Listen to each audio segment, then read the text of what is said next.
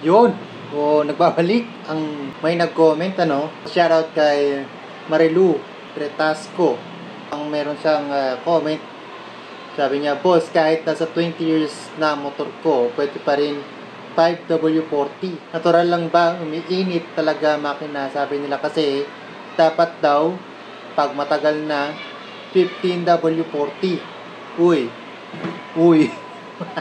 Medyo naalarma lang ako sa sa comment na to at syempre dun sa taong nagsabi sa kanya na kapag matagal na daw ang motor ay dapat 15W40.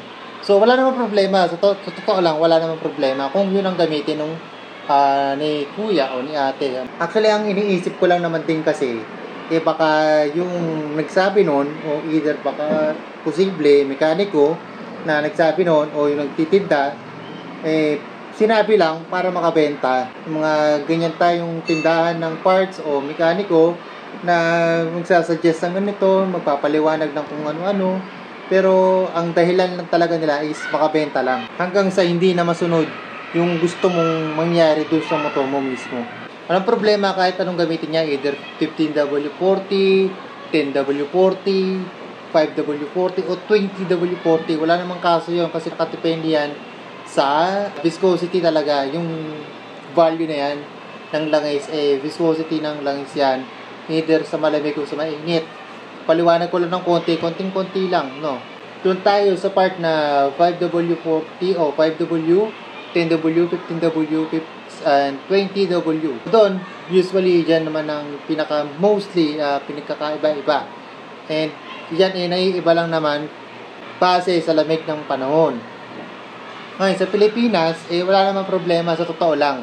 Pagka mainit, parang okay lang kahit merong kang 20W40 o 20W50 pagka mainit ang panahon. Pero kapag malamig ang panahon, let's say dito sa Pilipinas, example lang sa Pilipinas, umuulan ng yelo, nagyanyebe.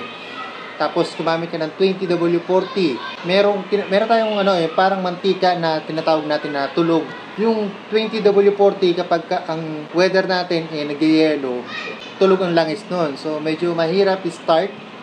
So kailangan pa talagang mainit siya na mainit So matagal ang start. Pagka naman 5W40 kahit malamig ang panahon, kahit nagyayelo, so okay lang. Hindi siya tulog, hindi natutulog yung langis sa malamig na panahon.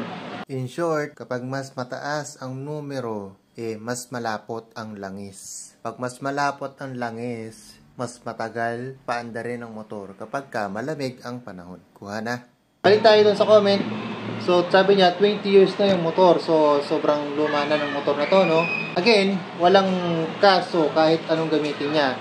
Actually, sa comment na to ay ang topic dito kasi yung sa Havolin na 5W40. So, sa lumang motor na katulad nun, depende kung hindi ka pa nakakapag-refresh ng makina mo at gagamit ka ng Havolin. Ito, shoutout sa Havolin. Nandito lang ulit tayo, Kung gagamit ka ng Havolin na may 4 plus, hindi ako nagkakamali, medyo nakalimutan ko lang din ang tawag doon. Synthetic, 5W40, 10W40, yun, maganda yun sa mga lumang motor kasi nakakalinis siya ng makina. Yun ang pinaka-the best sa Havolin na to, So, sa'yo, kay Marilu, kung 20 years na yung motor mo, kung gagamit ka o nakagamit ka na ng 5W40, I suggest tuloy-tuloy mo yon at para kahit paano malinis yung pinakamakina mo at yun, parang nare-refresh din ang makina mo unti-unti, hindi kami sa biglaan, unti-unti. So, sa tuloy-tuloy mo lang ang gamit niyan, Again, walang kinalaman po ang edad ng motor sa viscosity ng langis, nakabase yung viscosity ng langis sa weather sa paligid mo, dito kung nasang ka man.